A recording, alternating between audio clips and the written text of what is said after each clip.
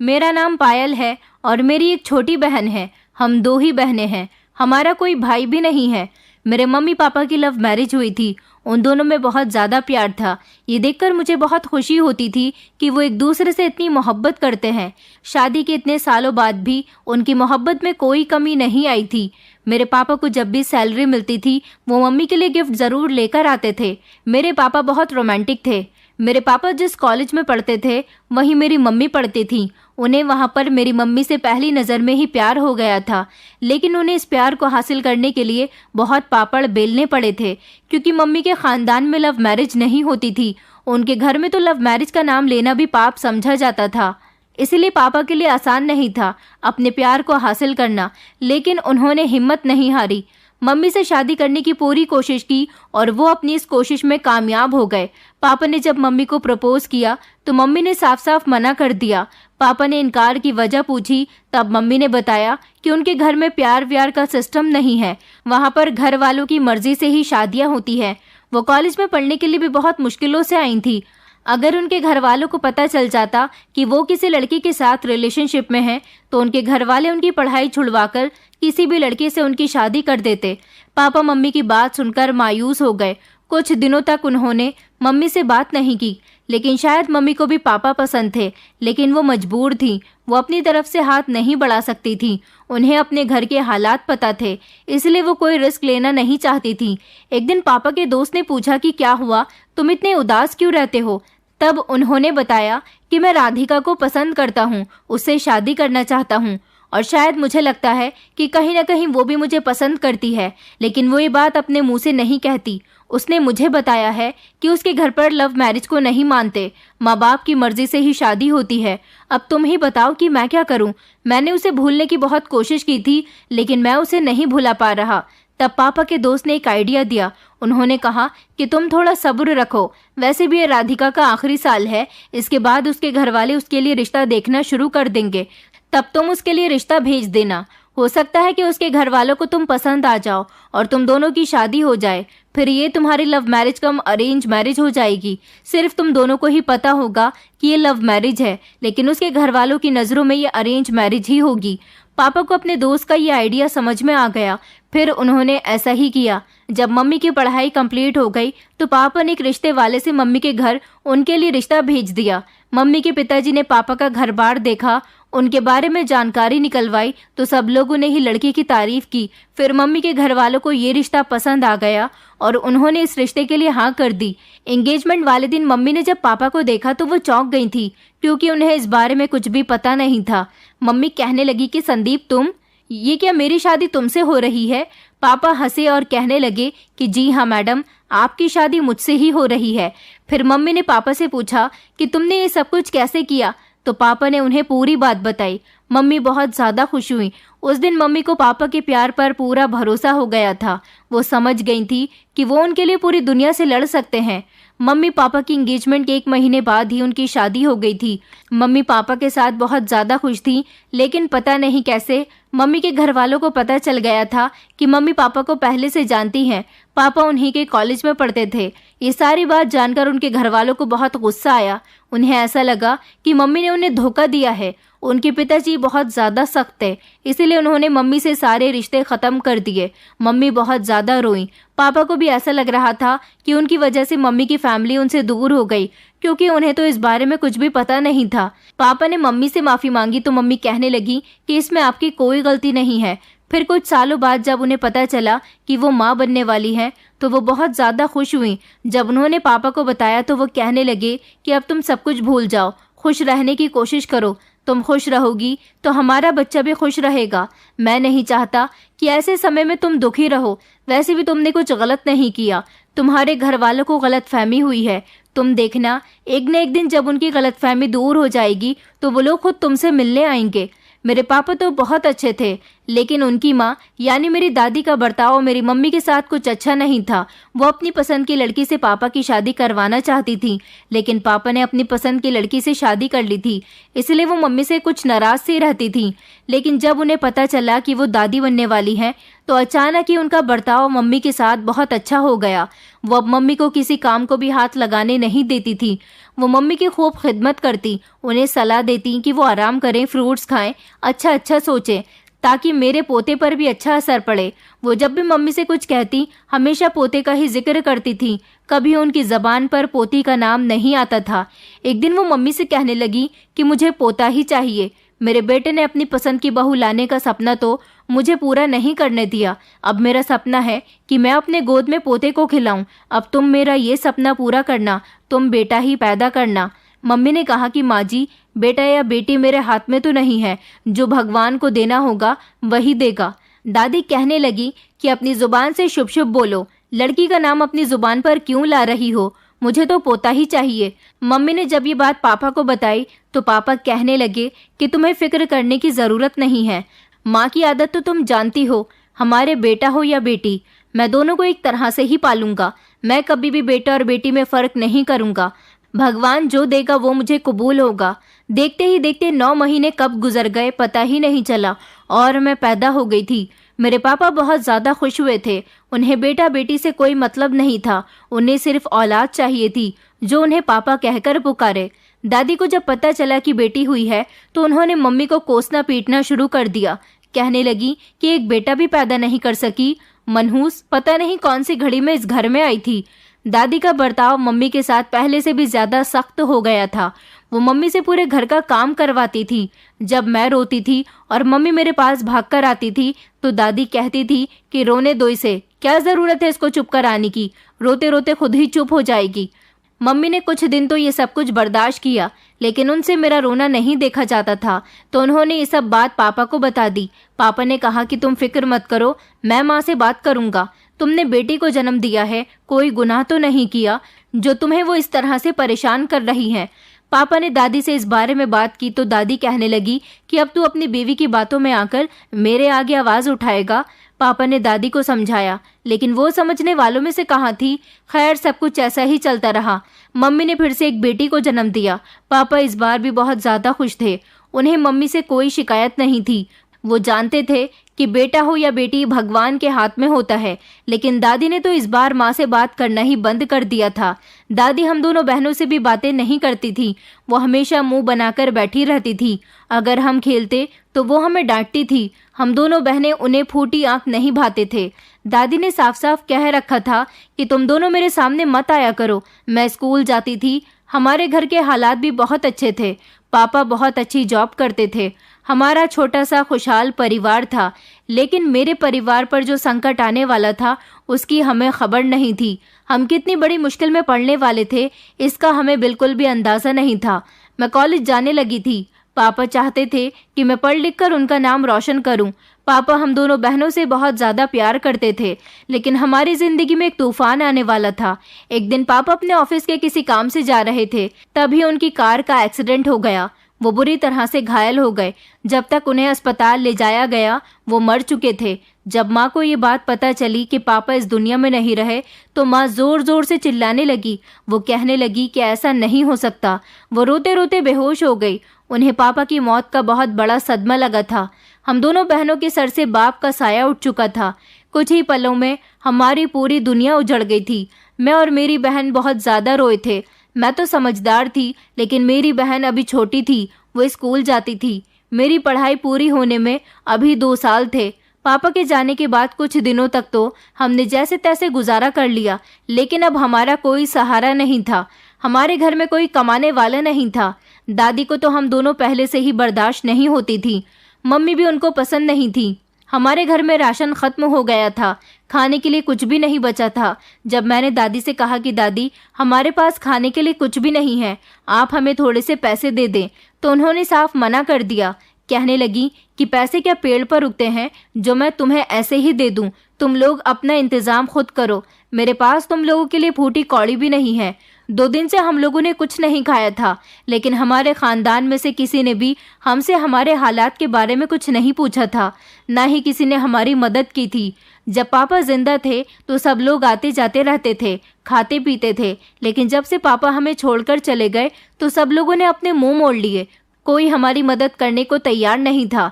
मैंने फैसला किया था कि मैं पढ़ाई छोड़कर कोई काम कर लूंगी, लेकिन मेरी माँ ने कहा कि तुम्हें पढ़ाई छोड़ने की कोई ज़रूरत नहीं है। अगर तुम पढ़ाई छोड़ दोगी तो तुम्हारे पापा का सपना अधूरा रह जाएगा।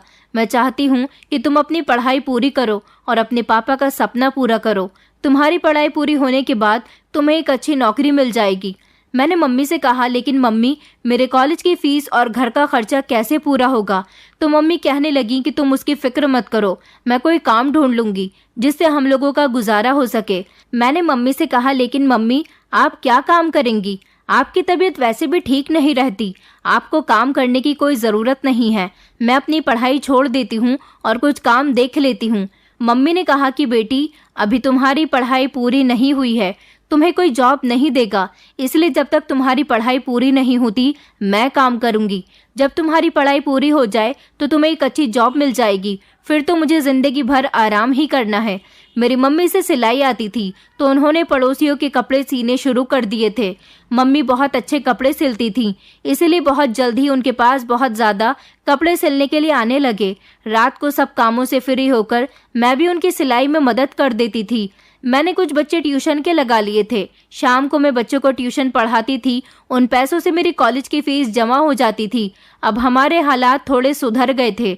जब मेरे चाचा ताया ने देखा कि हमारे हालात बेहतर हो गए और हम 2 वक्त की रोटी चैन से खा रहे हैं, तो उन्हें ये बात हजम नहीं हुई। उन्होंने दादी को चढ़ाना शुरू कर दिया। वो लोग कहने लगे कि आपने इन लोगों को अभी तक इस घर में क्यों रखा है? जब हमारा भाई ही जिंदा नहीं है तो ये लोग इस घर में क्या कर रहे हैं?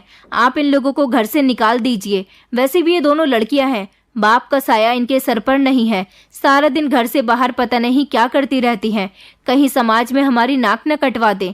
अगर इन्होंने कुछ गलत कर दिया तो बेइज्जती तो हमारे खानदान की ही होगी। आप ऐसा करें कि इन लोगों को घर से निकाल दें। दादी तो वैसे भी हमें पसंद नहीं करती थी। वो अपने दूसरे बेटों के चढ़ाने में आ गई और हमें घर से निकलने को कहने लगी। मैंने कहा, दादी, आप हमारे साथ ऐसा क्यों कर रही हैं? आप हमें घर से क्यों निकाल रही हैं? आप अच्छी तरह से जानती हैं कि ये हमारे पापा का घर है, हम आपकी पोती हैं। अगर आपने हमें घर से निकाल दिया तो हम लोग कहाँ जाएंगे?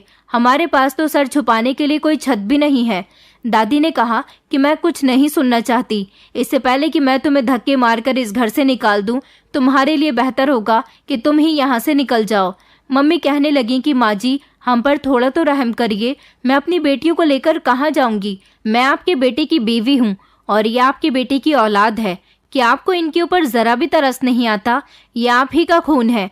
दादी कहने लगी कि तुम लोगों से मेरा कोई रिश्ता नहीं है। जब तक मेरा बेटा जिंदा था तो मैं उसके साथ तुम्हें बर्दाश्त कर रही थी, लेकिन अब तुम्हें इस घर से जाना होगा। मैंने दादी को समझाने की बहुत कोशिश की, लेकिन वो कुछ भी सुनने को तैयार नहीं थी। उन्होंने हमें घर से निकाल दिया था। हम लोग बहुत ज्यादा रो रहे थे। हमारे सरों से छत छीन ली गई थी। हम तीनों ने सारी रात सड़क पर गुजारी थी। मुझे बहुत ज्यादा डर लग रहा था, लेकिन मैंने खुद को संभाला और अपनी बहन और माँ को दिलासा दिया। मैंने उनसे कहा कि आप फिक्र मत करिए, भगवान ने जरूर हमारे लिए कुछ अच्छा सोचा होगा। भगवान जो करते हैं वो अच्छा ही करते हैं। मम्मी पापा को याद कर कर कर बहुत ज्यादा रो रही थी। हमें कोई किराए पर घर देने को भी तैयार नहीं था, क्योंकि हमारे पास पैसे नहीं थे। थोड़े बहुत पैसे थे जो मम्मी के पास थे, वो भी दादी ने छीन लिए थे। 2-3 दिन हमने ऐसे ही सड़क पर गुजारी। मम्मी के पास उनकी शादी की अंगूठी थी जो पापा ने उन्हें दी थी। मम्मी ने वो अंगूठी मुझे दी और कहने लगी कि इसे बेच दो। इसे बेचकर हमारे पास थोड़े बहुत पैसे आ जाएंगे, जिससे हम किराए पर घर ले लेंगे। मैं तुम दोनों बेटियों को लेकर ऐसे सड़क पर नहीं रह सकती। मैंने मम्मी से कहा कि ये अंगूठी तो आपके दिल के बहुत करीब है, ये पापा की निशानी है ना, तो फिर आप इसे क्यों बेच रही हैं? मम्मी ने कहा कि मेरे पास कोई और रास्ता नहीं है। मैं अंगूठी को बेचना नहीं चाहती थी, लेकिन मजबूरी है। तुम्हारे पापा की निशानियां तो तुम दोनों हो जो मेरे पास हो। शायद ये अंगूठी उन्होंने मुझे इसलिए दी थी कि बुरे वक्त में हमारे काम आ जाए। तुम्हारे पापा नहीं है, लेकिन वो जहाँ कहीं भी है इस अंगूठी के जरिए हमारी मदद कर रहे हैं। माँ की आंखों में आंसू थे। मैंने उनसे वो अंगूठी ले ली और उसे बेचने चली गई। उस अंगूठी को बेचकर हमारे पास थोड़े से पैसे आ गए थे, जिससे हमने किराए पर एक घर ले लिया था। हमें सर छुपाने के लिए छत तो मिल गई थी, लेकिन पेट भरने के लिए खाना नहीं था। मम्मी ने फिर से अपना पुराना काम शुरू कर दिया था। उन्होंने यहाँ भी कपड़े सीने शुरू कर दिए थे। मेरी पढ़ाई पूरी हो चुकी थी। अब मैं जॉब ढूंढ रही थी, लेकिन यहाँ जॉब मिलना इतना आसान नहीं होता। या तो किसी की सिफारिश चाहिए होती है या फिर रिश्वत, और मेरे पास तो दोनों में से कुछ भी नहीं था। इसलिए मुझे जॉब मिलने में बहुत मुश्किल हो रही थी, लेकिन मैंने हिम्मत नहीं हारी थी। मैं रोज सुबह को इंटरव्यू के लिए निकल जाती थी और मायूस होकर शाम को घर वापस आती। अब तो मुझे ऐसा लगने लगा था जैसे गरीब होना कोई जुर्म है। जिसके पास पैसे होते हैं सब लोग उसी के होते हैं। जहां हमारी जेब से पैसे खत्म हुए, लोग ऐसे मुंह फेर लेते हैं जैसे हमें जानते ही नहीं थे। मुझे जॉब नहीं मिल रही थी और मकान मालिक का महीना हो गया था। वो रोज हमारे घर पर पैसे लेने आ जाते, लेकिन हमारे पास उनको देने के लिए पैसे नहीं थे। मम्मी जो सिलाई किया करती थी, उससे सिर्फ इतने ही पैसे आते थे कि हमारे घर का राशन आ जाता था। मुझे जॉब मिलनी बहुत ज़रूरी थी। अगर मुझे जॉब ना मिलती तो मकान मालिक हमें घर से निकाल देता। मैंने मकान मालिक से कुछ दिन की मोहलत मांगी थी। मैंने उनसे कहा था कि मैं जॉब ढूंढ रही हूँ, जैसे ही मुझे जॉब मिल जाएगी तो मैं आपका सारा किराया दे दूंगी। मकान मालिक ने कहा था कि अगर तुमने अगले महीने पैसे नहीं दिए तो तुम लोग ये घर खाली कर देना। मैंने भगवान से प्रार्थना की कि भगवान, आप हमारा इतना इम्तिहान क्यों ले रहे हैं? आपने हमसे हमारे पापा को भी छीन लिया। हमारे पापा हमें छोड़कर क्या गए? ऐसा लग रहा था कि पूरी दुनिया ही हमारी दुश्मन हो गई। इतनी बड़ी दुनिया में हमारा अपना कोई भी नहीं था। अगले दिन जब मैं इंटरव्यू के लिए गई तो मुझे यहाँ अकाउंटेंट की जॉब मिल गई थी। शायद भगवान ने मेरी प्रार्थना सुन ली थी। मैं बहुत ज़्यादा खुश थी। मैं अपने घर मिठाई लेकर गई, अपनी माँ और बहन का मुंह मीठा करवाने के लिए। मम्मी मुझसे पूछने लगी कि क्या हुआ बेटा, तुम हमें मिठाई क्यों खिला रही हो? तो मैंने उन्हें बताया कि मम्मी, मुझे जॉब मिल गई है। मम्मी ये सुनकर बहुत ज़्यादा खुश हुई। मैंने उनको बताया कि मेरी सैलरी 20,000 रुपये है। मम्मी ने कहा, क्या तुम सच कह रही हो? मैंने कहा, हाँ माँ, मैं बिल्कुल सच कह रही हूँ। अब देखना, अब धीरे धीरे हमारी सारी परेशानियाँ दूर हो जाएंगी, हमारे सारे गम खुशी में बदल जाएंगे। मैं आपसे वादा करती हूँ कि मैं आपको आपका बेटा बनकर दिखाऊंगी। आपको कभी इस बात का एहसास नहीं होगा कि आपका बेटा नहीं है। मम्मी ने कहा कि बेटा, मुझे तुम पर पूरा भरोसा है। मैं जानती हूँ कि तुम मेरी बहुत अच्छी बेटी हो। तुम्हारे पापा ने और मैंने कभी भी बेटे की ख्वाहिश नहीं की थी, क्योंकि हम लोग जानते थे कि बेटियां बेटों से बढ़कर होती हैं। वो हमेशा अपने माता पिता का साथ देती हैं। आज बहुत दिनों बाद कोई खुशी की खबर मिली थी, इस वजह से माँ की आंखों में आंसू आ गए थे। मेरी बहन भी बहुत ज़्यादा खुश थी। अगले दिन ही मैंने जॉब पर जाना स्टार्ट कर दिया था। यहाँ पर सब लोग बहुत अच्छे थे। कुछ ही दिनों में मैं सब लोगों से घुल मिल गई थी। मैं अपना काम बहुत ध्यान से और ईमानदारी से करती थी। मैं कभी भी अपने बॉस को शिकायत का मौका नहीं देना चाहती थी, क्योंकि ये जॉब मेरे लिए बहुत ज़रूरी थी। मैं नहीं चाहती थी कि मेरी किसी भी गलती से मेरे हाथ से ये जॉब चली जाए। मुझे यहाँ जॉब करते हुए 1 महीना हो गया था और आज मुझे मेरी पहली सैलरी मिली थी। मुझे बहुत ज़्यादा खुशी हो रही थी। मैंने घर पहुंचकर अपनी पहली सैलरी मम्मी के हाथों में रख दी थी।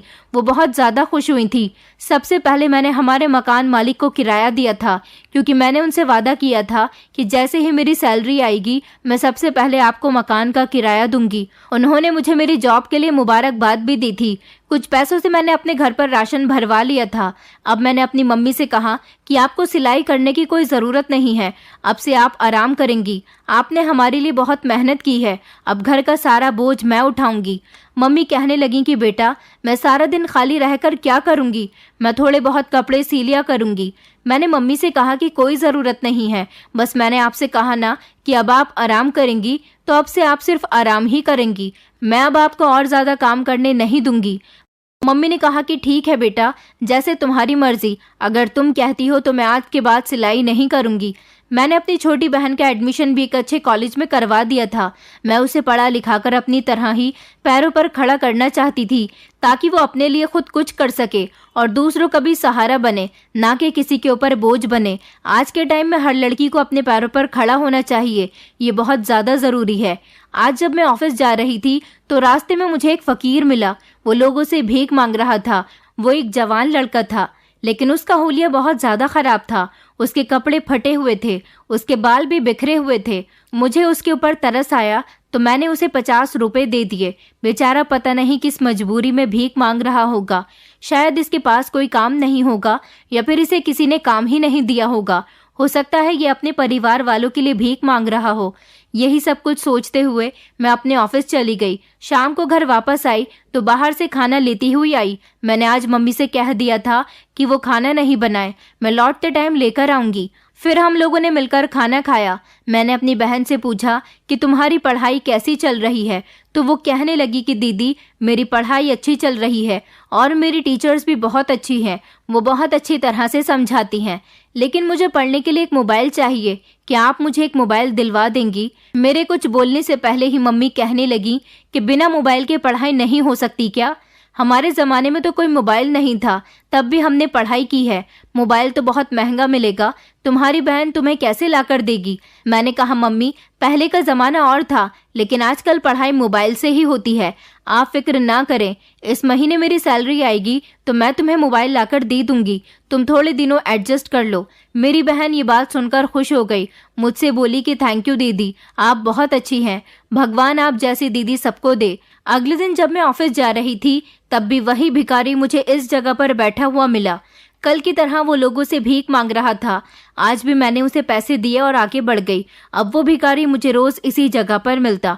एक दिन मैंने उससे पूछा कि तुम तो जवान हट्टे कट्टे हो, फिर ये भीख क्यों मांग रहे हो? तुम कुछ काम काज क्यों नहीं कर लेते? तो वो मुझसे कहने लगा कि मेरे पास कोई काम नहीं है। मैंने काम करने की बहुत कोशिश की, लेकिन कोई भी मुझे काम देने को तैयार ही नहीं है।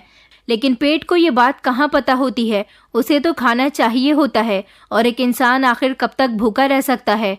मजबूर होकर मुझे यही एक रास्ता दिखाई दिया तो मैंने भीख मांगनी शुरू कर दी। मैं अपने परिवार वालों को भूखा नहीं देख सकता, इसलिए मैं यहाँ भीख मांगता हूँ। मुझे उसकी बात सुनकर उस पर बहुत ज़्यादा तरस आया। अब मैं रोज़ ही उसे कुछ ना कुछ दे दिया करती थी। कभी मैं उसे पैसे दे देती थी, तो कभी खाना, तो कभी कपड़े दे देती थी। मुझे उससे हमदर्दी थी। आजकल एक खबर बहुत ज़्यादा फैल रही थी कि कोई गिरोह है जो दिन की रोशनी में भी लड़कियों को अगवा करके लेकर जा रहा है। हमारे ऑफिस की एक लड़की शाम को वापस अपने घर जा रही थी तो उसे किसी ने अगवा कर लिया। उसके माता पिता ने पुलिस में रिपोर्ट करवाई, लेकिन पुलिस उसका कुछ पता नहीं लगा पा रही थी। जब ये खबर मम्मी ने सुनी तो वो बहुत ज़्यादा डरने लगी और मुझसे कहने लगी कि बेटी तुम अपना ख्याल रखना और ध्यान से ऑफिस जाना। जब तक तुम ऑफिस से वापस नहीं आती मुझे डर लगा रहता है। मैंने कहा मम्मी डरने की कोई बात नहीं है, मैं अपना ख्याल रखूंगी, आप फिक्र ना करें। इस बार मुझे जब सैलरी मिली तो मैंने अपनी बहन के लिए मोबाइल खरीदा।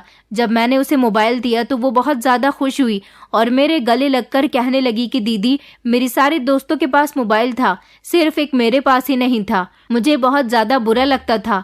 अब मैं अपना नया मोबाइल सबको दिखाऊंगी और बताऊंगी कि मेरी दीदी ने लाकर दिया है।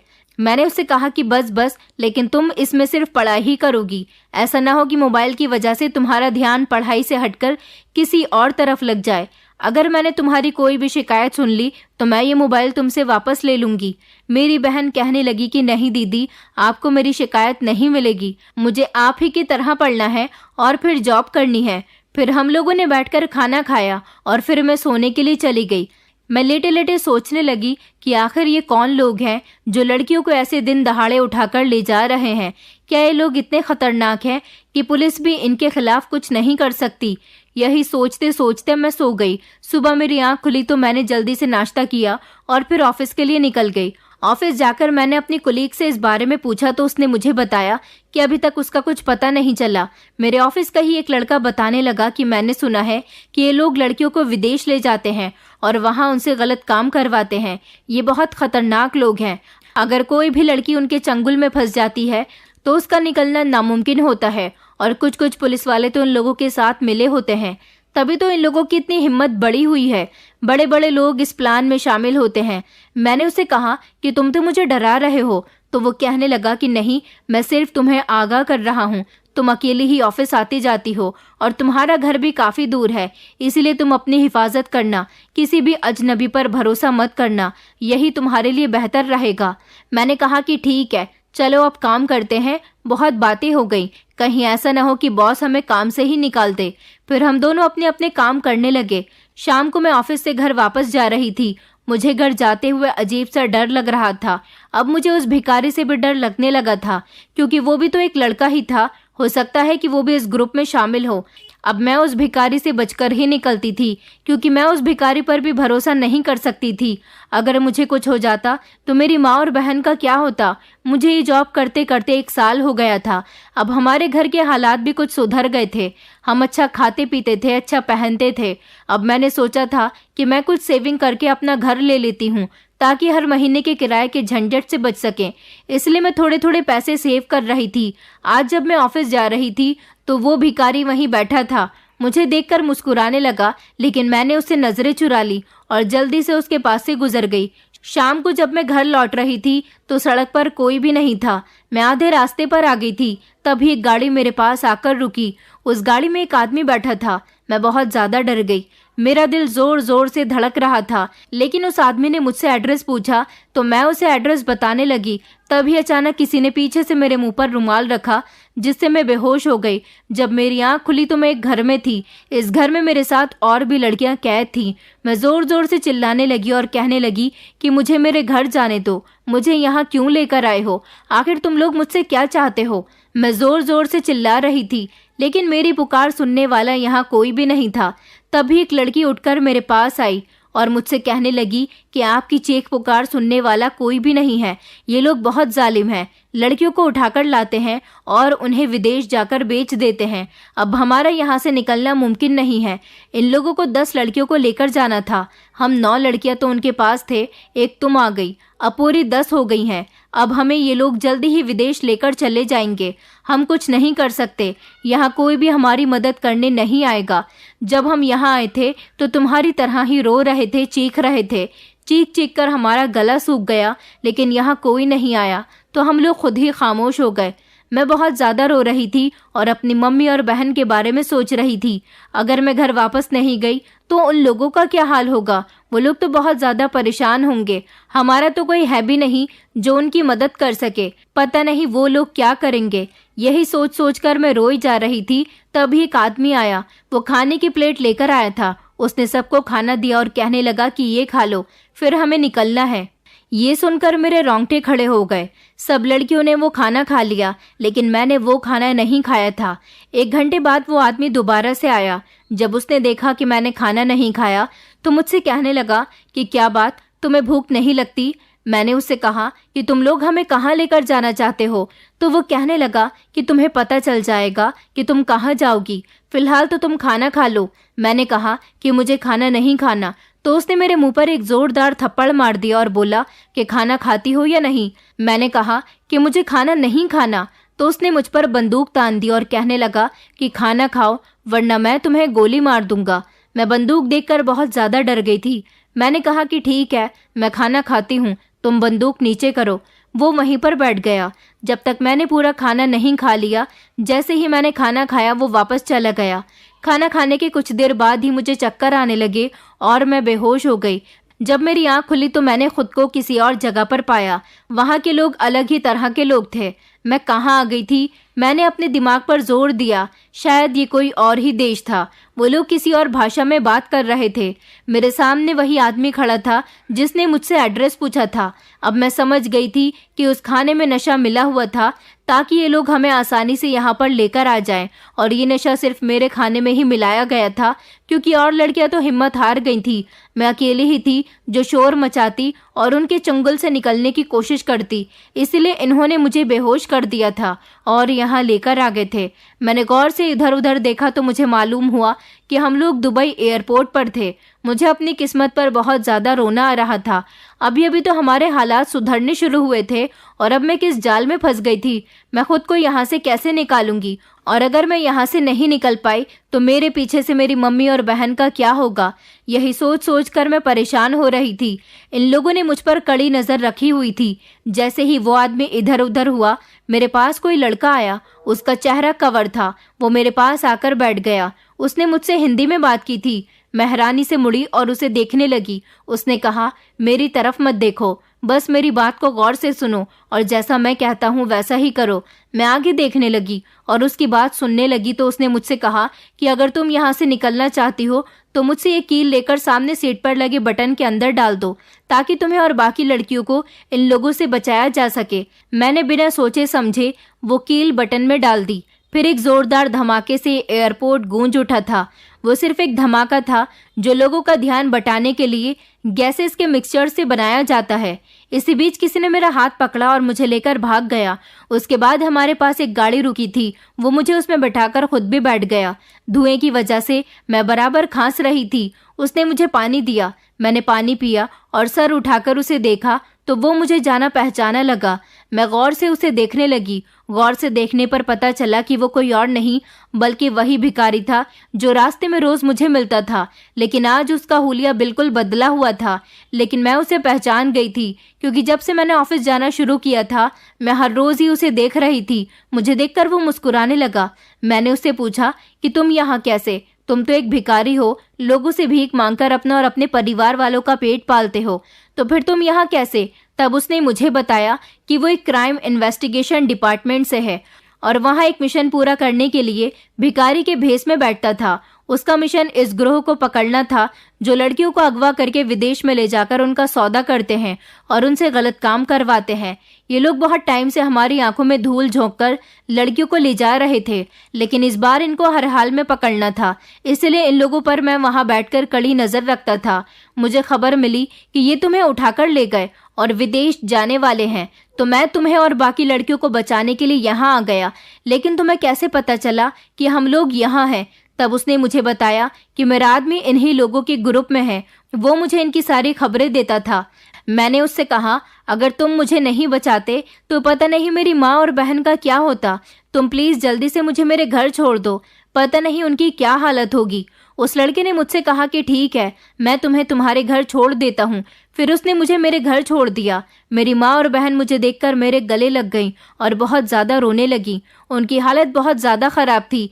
वो मुझसे कहने लगी कि बेटी, तुम कहाँ चली गई थी? हमने पुलिस स्टेशन में भी तुम्हारी रिपोर्ट लिखवाई थी, लेकिन उन लोगों ने भी कोई उम्मीद नहीं दिलाई। हम तो बहुत ज़्यादा परेशान हो गए थे।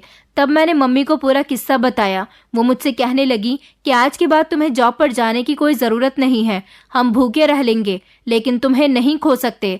मैंने उन्हें बताया कि मम्मी, अब टेंशन लेने की ज़रूरत नहीं है। जो गिरोह ये काम करता था वो पकड़ा जा चुका है और एक इंस्पेक्टर ने ही मुझे बचाया है। मेरे ऑफिस में भी ये बात पता चल गई थी। मेरी तबीयत कुछ ठीक नहीं थी, इसलिए मैंने 2-3 दिन घर पर आराम किया, फिर ऑफिस जाने लगी। और जब मैं ऑफिस गई तो मेरे कलीग्स ने मेरे हालचाल पूछे। उन्होंने मुझसे पूछा कि मैं कैसे बची, तो मैंने उन्हें पूरी बात बताई। अब जब मैं ऑफिस जाती थी तो वो भिखारी मुझे वहाँ नहीं मिलता था, क्योंकि उसका मिशन पूरा हो गया था। लेकिन शायद मुझे उस लड़के की आदत हो गई थी। जब वो मुझे नहीं मिलता था तो मुझे बहुत ज़्यादा अजीब सा लगता था। मैं उसके बारे में सोचने लगी थी। मैं सोच रही थी कि पता नहीं उसका क्या नाम है। मैंने उसे नाम तक नहीं पूछा। एक दिन ऑफिस से घर लौट रही थी कि रास्ते में मुझे वही लड़का मिला। वो मुझसे कहने लगा कि मैं तुम्हें घर छोड़ दूं। मैंने कहा कि नहीं, मैं चली जाऊंगी, लेकिन उसने कहा कि मैं तुम्हें किडनैप करके नहीं लेकर जा रहा हूं, तुम्हें तुम्हारे घर पर ही छोड़ूंगा, तुम बेफिक्र होकर मेरे साथ जा सकती हो। मैंने मुस्कुराकर उससे कहा कि तुम मुझे कहाँ लेकर जाओगे, तुमने तो मुझे इतनी बड़ी मुसीबत से निकाला है।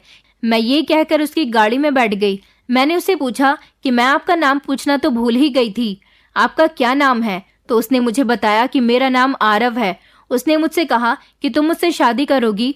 उसका सवाल सुनकर मैं उसे देखने लगी। उसने मुझसे दोबारा कहा कि क्या हुआ, मैं तुम्हें पसंद नहीं हूँ? देखो, मैं कोई भिखारी नहीं हूँ, मेरी अच्छी खासी जॉब है, मैं अच्छा कमाता हूँ, मेरी फैमिली है, तुम मेरे साथ बहुत खुश रहोगी।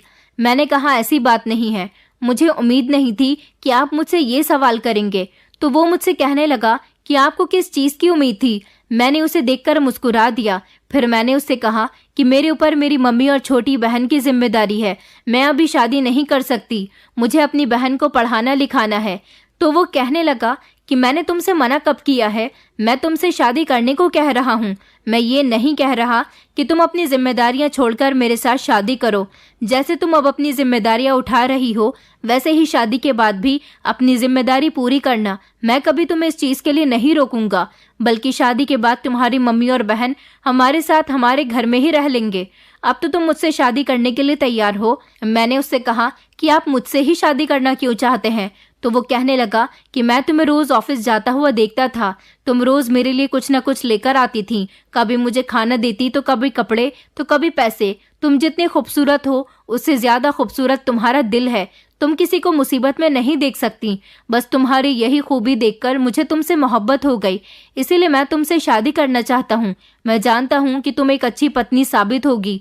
मैं शर्माकर नीचे देखने लगी। मैंने उससे कहा कि ठीक है, आप अपने परिवार वालों को भेज देना, वो मेरी मम्मी से बात कर लेंगे। फिर उसने मुझे घर पर छोड़ दिया और मैं घर आ गई। मम्मी को मेरे चेहरे पर मुस्कुराहट दिख रही थी तो वो मुझसे कहने लगी कि क्या हुआ, आज मेरी बेटी बहुत ज़्यादा खुश लग रही है। मैंने मम्मी से कहा कि आपको कैसे पता चला? तो मम्मी कहने लगी कि बेटा, मैं तुम्हारी माँ हूँ, मुझे कैसे पता नहीं चलेगा। तो मैंने मम्मी को आरव के बारे में सब कुछ बता दिया। मम्मी आरव के बारे में जानकर बहुत खुश हुई। मम्मी मुझसे कहने लगी कि तुमने बहुत अच्छा फैसला किया, मैं खुद यही चाहती थी कि तुम अब शादी करके सेटल हो जाओ। तुम कब तक हमारी जिम्मेदारी उठाती रहोगी? तो मैं मम्मी से कहने लगी कि मैंने शादी का फैसला किया है, लेकिन आप लोगों की जिम्मेदारी से मैं कभी भी नहीं भागूंगी। मैं हमेशा आपका ख्याल रखूंगी और छोटी को पढ़ाऊंगी लिखाऊंगी। मैंने आरव से साफ साफ बात कर ली है और वो राजी है, बल्कि उसने तो ये कहा है कि आप दोनों शादी के बाद हमारे साथ हमारे घर में ही रहेंगे। मम्मी कहने लगी कि बेटा ऐसा नहीं होता, तुम अभी ना समझो, ये सारी बातें तुम नहीं जानती, हम तुम्हारे साथ नहीं रह सकते। मैंने कहा मम्मी मैं कुछ नहीं जानती, अगर मैं शादी करूंगी तो सिर्फ इसी शर्त पर कि आप लोग मेरे साथ ही रहेंगे। मम्मी कहने लगी चलो ये सब कुछ बाद में देखेंगे। अगले दिन ही आरव अपने घर वालों के साथ मेरे घर आ गया था। आरव की माँ को भी मैं बहुत ज़्यादा पसंद आई थी। उसकी माँ मुझे उसी टाइम ही अंगूठी पहना गई थी। 2 महीने के बाद की हमारी शादी की डेट फिक्स हो गई थी। मैंने अपनी शादी की सारी शॉपिंग आरव के साथ ही की थी। मैं बहुत ज़्यादा खुश थी, मेरे घर वाले भी बहुत खुश थे। हमारी शादी बहुत धूमधाम से हुई थी। मैं आरव की दुल्हन बनकर उसके घर में आ गई थी। मैंने ऑफिस से शादी के लिए कुछ दिन की लीव ले ली थी। शादी के बाद हम बहुत ज़्यादा खुश थे। आरव ने मम्मी और मेरी छोटी बहन से कहा था कि वो लोग हमारे साथ आकर रहें, लेकिन वो दोनों इस बात पर राजी नहीं हुई थी। लेकिन 2-3 दिन बाद ही मैं उनसे मिलने जाती रहती थी। मैंने और आरव ने मिलकर अपनी मम्मी और बहन के लिए एक घर खरीद लिया था। अब वो लोग इस घर में रहते थे। मेरी बहन की पढ़ाई भी पूरी होने वाली थी। भगवान ने जितने दुख मुझे दिए थे उससे कहीं ज्यादा खुशी मुझे दे दी थी। मैं और आरव एक खुशहाल जिंदगी जी रहे थे। दोस्तों उम्मीद करती हूँ आपको हमारी कहानी पसंद आई होगी। कहानी पसंद आई है तो वीडियो को लाइक करें, चैनल पर नए हैं तो चैनल को सब्सक्राइब करें और हाँ, नोटिफिकेशन बेल को जरूर दबाएं ताकि अगली अपडेट सबसे पहले आपको मिले।